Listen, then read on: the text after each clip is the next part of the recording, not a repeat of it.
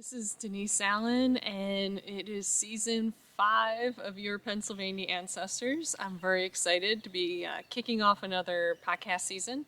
So, this season, if you didn't listen to the trailer, is all about a search for a man's ancestors. So, John Curry died in 1923. He, I suspect, was Scots Irish, given the last name Curry with the first name John. It's a very common name in Pennsylvania, particularly center Pennsylvania, where the family is from.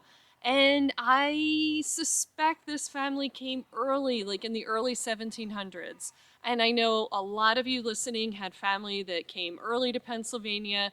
A lot of you listening had family that came somewhere in between. We're going to start with the 20th century record, work our way back through the 1800s records, and then to the 1700s records. So we're going to get different kinds of records depending on what the laws were at the time, depending on where the family was and what their religion was.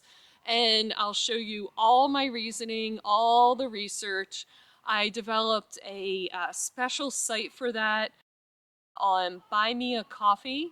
I know it's a fun website, Buy Me a Coffee, and you can join as an inner circle member to the podcast and get access to all those documents, all my notes, all the links that I'm sharing. If you're in the membership area, you can also ask me questions about your own research and how you would apply what I'm doing to what you're doing. So let's kick it off, see what we can do with this death certificate, and hopefully we'll end up in Ireland.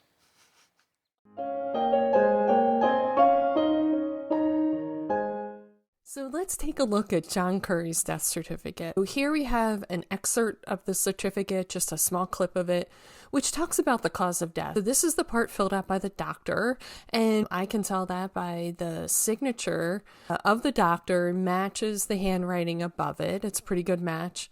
And I learned from this that he died on March 17th, 1923, at home. And I know it's at home because there's a section where they can fill out if it's at an institution or any sort of a hospital, and that part was left blank.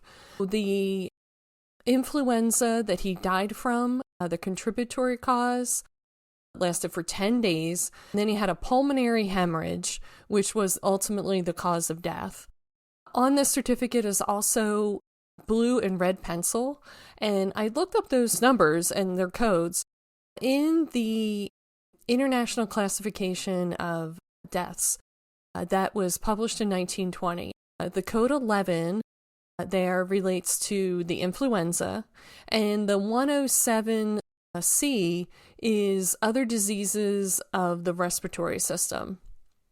So it sounds like they didn't have a code for pulmonary hemorrhage to capture that in their vital statistics, but they did have this one for influenzas. This put being out in 1920, so soon after the 1918 Spanish influenza epidemic. It was obviously on people's minds, and they had broken the influenza down and the cause of death into many different subcategories.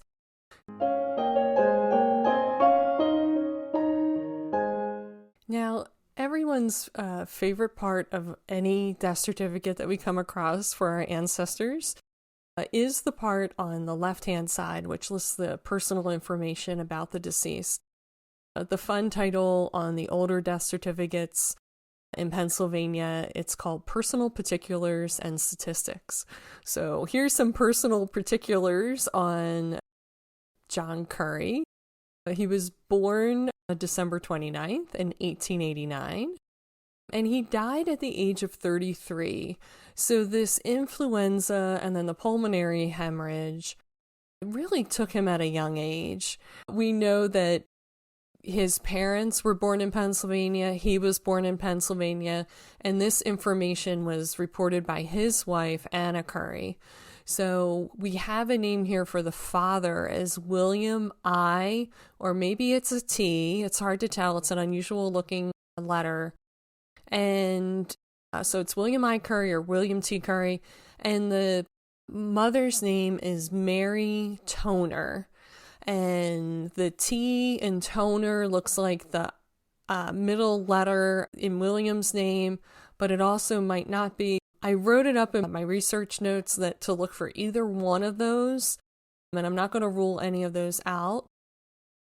And I'm getting sort of a clue here that if Anna Curry's telling me it's William I or T. Curry, that there might have been more than one William Curry in the area where John lived. The fact that they're all born in Pennsylvania, this is great. I can use my knowledge of Pennsylvania records and hopefully find some evidence of these individuals.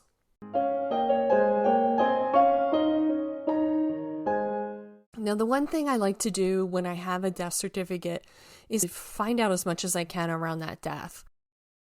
Because people were often in the newspaper when they died.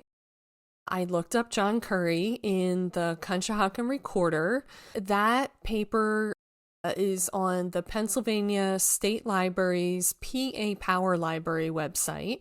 I put the citation here on the slide so you can find it if you want to look it up yourself. And he had a mention on the front page of the edition on March 23rd. This article, I'm going to read the whole thing. It's only about 12 lines long. It's not a formal obituary, and it's not a small death notice.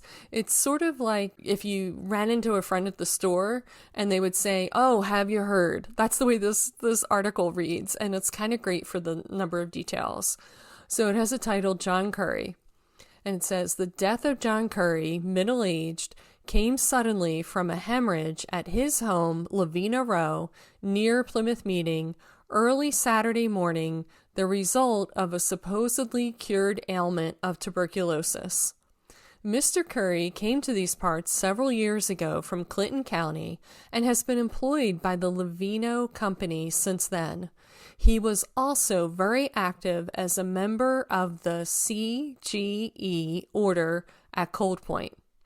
The body was transported to his old home near Lock Haven on Monday, and on Tuesday he was interred in the burial plot near his old home. Do you love the details on this article? I now know where John Curry worked. I know that he had an ailment for a while. This article says tuberculosis, and the death certificate said influenza. So I'm wondering now, did he have tuberculosis for some time? Because that was really hard to shake before the age of antibiotics. Antibiotics didn't come out well until the 1920s, 1930s. So this just sounds awful, like he was sick for a very long time. And I learned in this article that several years ago he came from Clinton County, so he didn't spend very long in the Plymouth Meeting area. So I have a timeline now a little bit. I have this mystery here of the CGE order. Like, what is that? It sounds like a fraternal organization. Fraternal organizations were extremely popular at the beginning of the 20th century. I have some fun research I can do here. And now I also know, it says in here, less part about the burial. So the death certificate said he was buried in Bellefonte on March 19th. The newspaper says near his old home, Lock Haven. So my next question is for myself, how far apart exactly are those places? So I made myself a Google map.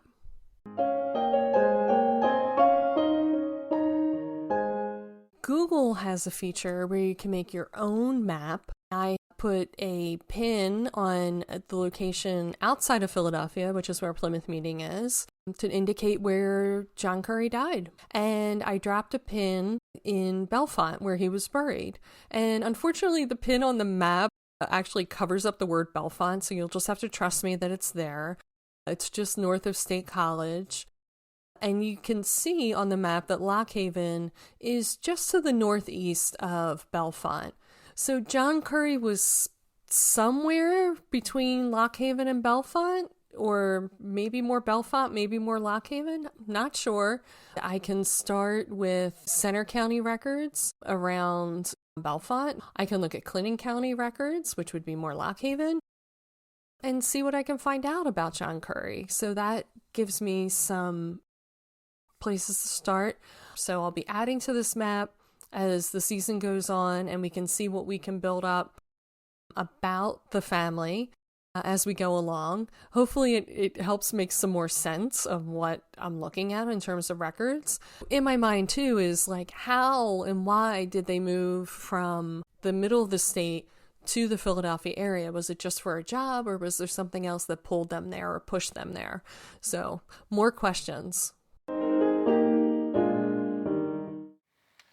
So that wraps up our John Curry exploration of his 20th century death certificate.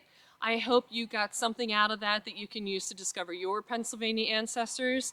And be sure to check out the link for Buy Me a Coffee if you want to get the behind the scenes documents on this.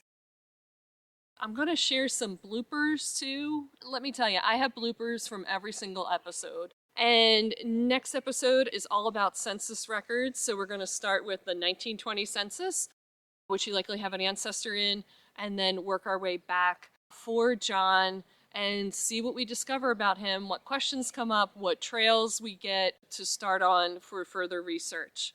This is Denise Allen again with PAAncestors.com, and I hope you discover lots on your Pennsylvania ancestors.